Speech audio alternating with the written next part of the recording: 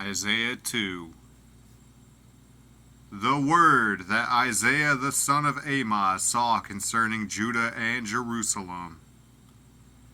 And it shall come to pass in the last days, that the mountain of the Lord's house shall be established in the top of the mountains, and shall be exalted above the hills, and all nations shall flow unto it.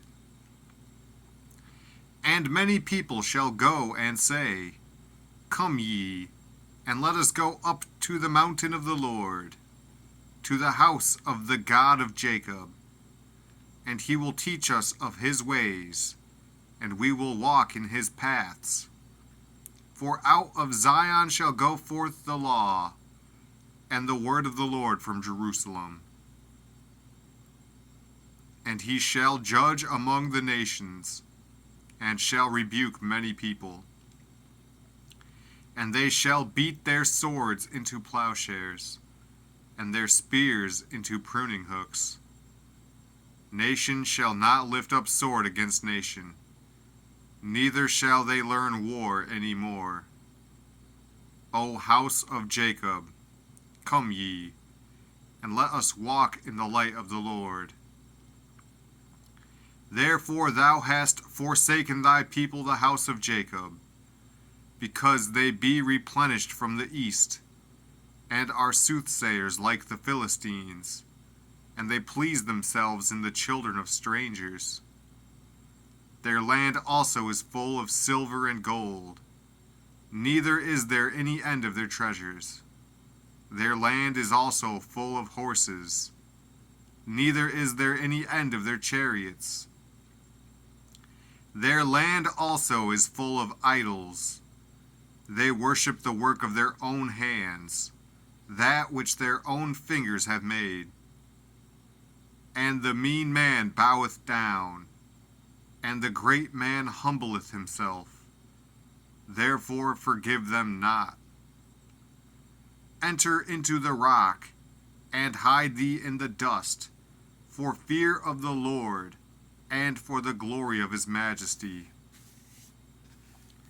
The lofty looks of man shall be humbled, and the haughtiness of men shall be bowed down, and the Lord alone shall be exalted in that day.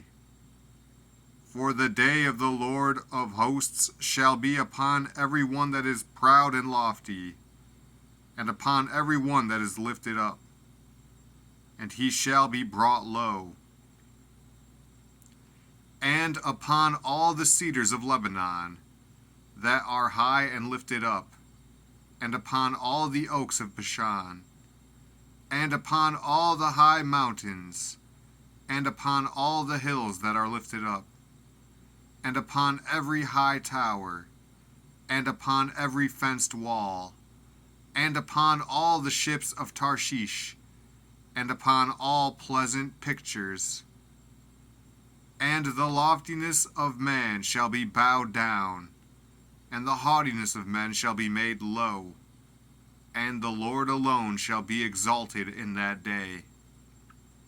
And the idols he shall utterly abolish. And they shall go into the holes of the rocks, and into the caves of the earth, for fear of the Lord, and for the glory of his majesty, when he ariseth to shake terribly the earth. In that day a man shall cast his idols of silver, and his idols of gold, which they made each one for himself to worship, to the moles and to the bats, to go into the clefts of the rocks, and into the tops of the ragged rocks, for fear of the Lord, and for the glory of his majesty, when he ariseth to shake terribly the earth. Cease ye from man, whose breath is in his nostrils. For wherein is he to be accounted of?